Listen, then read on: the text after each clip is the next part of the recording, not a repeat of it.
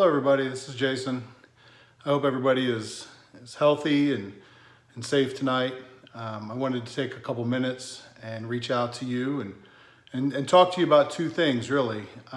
First and foremost, I wanted to thank everybody who's listening to this or watching this, whether it be a team member of Path or somebody who loves and supports one of our team members.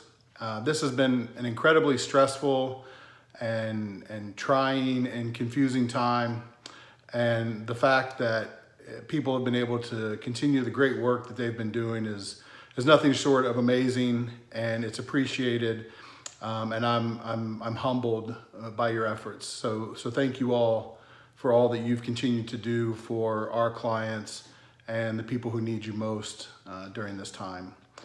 The second thing I want to talk to you about is this date. It is March 23rd. It's about 10:15 Eastern time.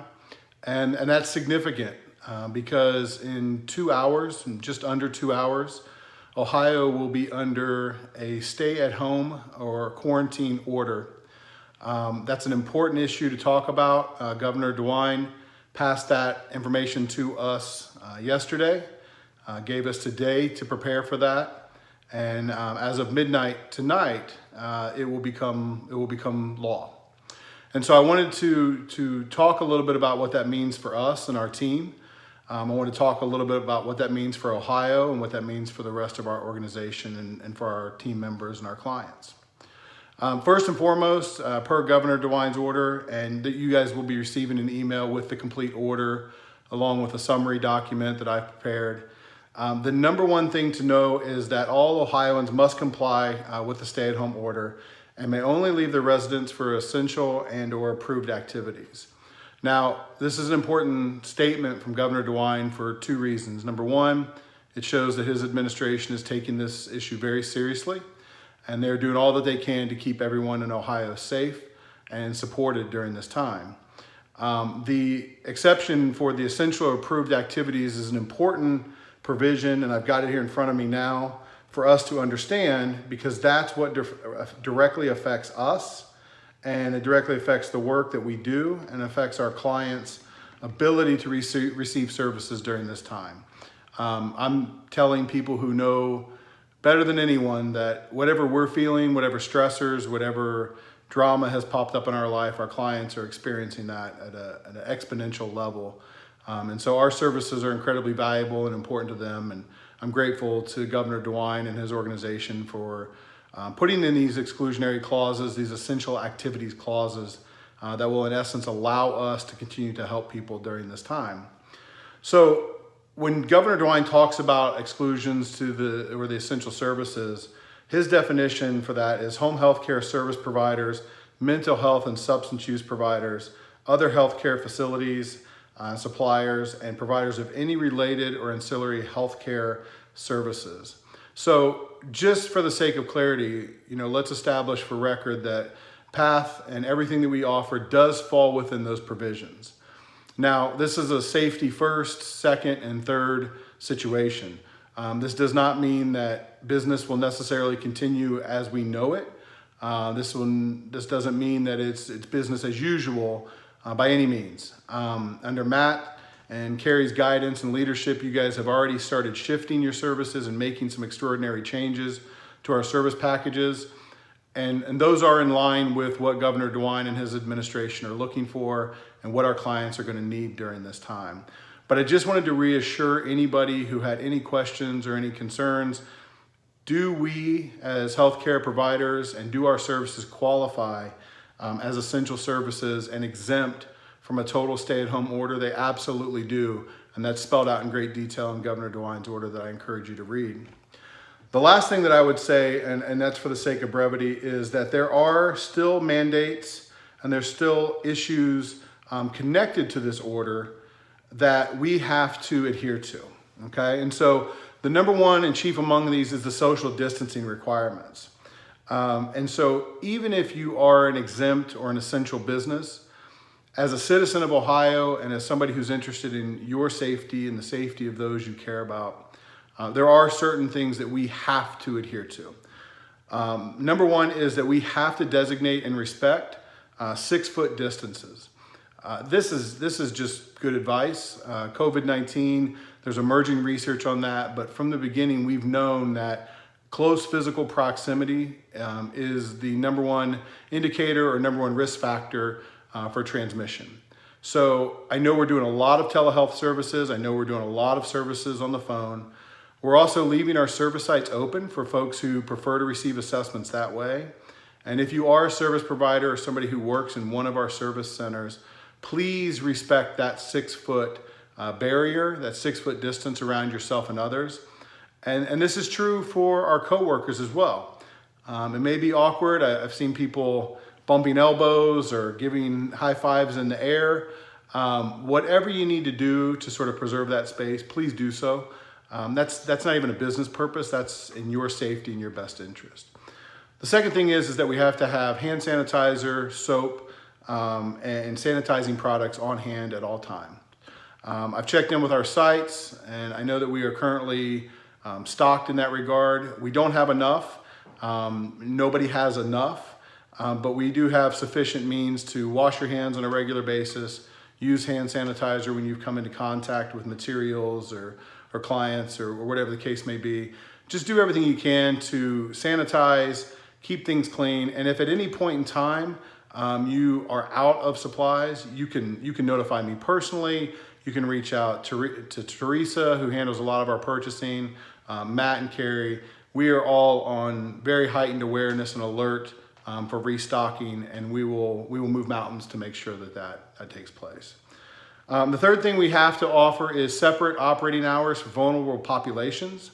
Currently, our service centers accept walk-ins and on-site appointments at a wide variety of hours, but generally 9 to 6 is where we like to guarantee that there are service providers available. So starting immediately, we're going to designate 9 a.m. to 10 a.m. as a separate time, as a special time for high risk and vulnerable populations.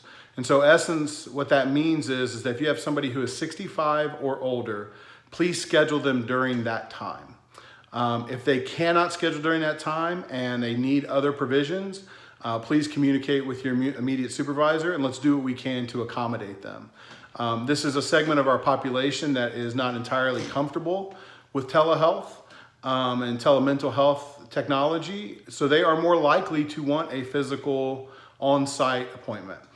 Let's accommodate that, but let's do everything we can to designate 9 a.m. to 10 a.m. every morning for those services. Do not schedule folks who are not in that vulnerable population during that time. Schedule them during the other times. The last provision that businesses have to maintain is that they have to provide online and remote access, and they have to post online whether a facility is open, how to best reach them, how to continue services by phone or remotely.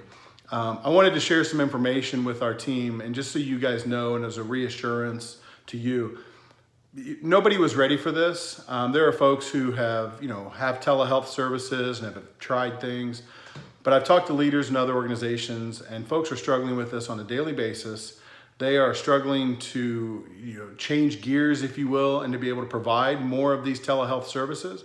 And I can tell you, we are doing as well or better than anybody. The amazing speed and nimble sort of acuity with which you guys have, or agility, with which you guys have changed speeds and offered these services, contacted the vast majority of our clients and continue to contact more every day. Change your work habits, communicate with your leadership regarding appropriate documentation. It has been stunning.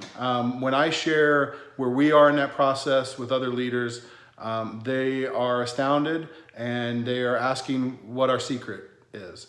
And I can't really share it with them because we all know our secret is our people. You guys have been phenomenal at doing whatever it takes to provide these services to folks when they need them most. And when we get through this, and we will get through this together, there should be a documentary or there should be a book written, because to change an entire business model and expand what was a niche service for us to our primary service offering across all service lines is astounding. It's nothing short of astounding. So I thank you for that. I'm going to cut this short just because I want to keep things, in a timely fashion. This is an evolving and ongoing situation. I'll be back with additional updates as they become available. I'm continuing to work along with the rest of leadership of Path. I will be in the Ohio region next week. I'll continue to support the New England region. Carrie and Matt are doing the same. All of our leadership is pulling together, talking every single day. We need your feedback. If you have things that are working, things that aren't working, supplies you need, processes we need to adjust, please communicate with us. This is a situation sort of like a fire department where there is danger. And firemen are trained to sort of get their life-saving work done and move towards the dangerous situations. We don't in any way want to expose you to any unnecessary danger. Like I said, it is yours and our clients' safety that comes first, second, and third.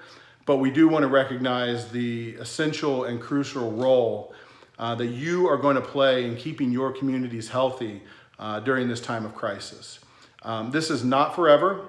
But this is for now, and this is very real. Like I said, in Ohio at midnight tonight, it gets very real. And so I hope this information has helped reassure you, help give you confidence to move forward and administer these services and meet the needs of our community and know that you're doing the right things the right way. If you have additional questions or any concerns that we haven't addressed, please reach out to myself or other leadership. And I commit to reviewing this situation every single day, looking for opportunities to enhance our safety while delivering these life-saving services to our clients. So I can't do any of that without you. So I'm in awe of you, and I appreciate you, and I thank you.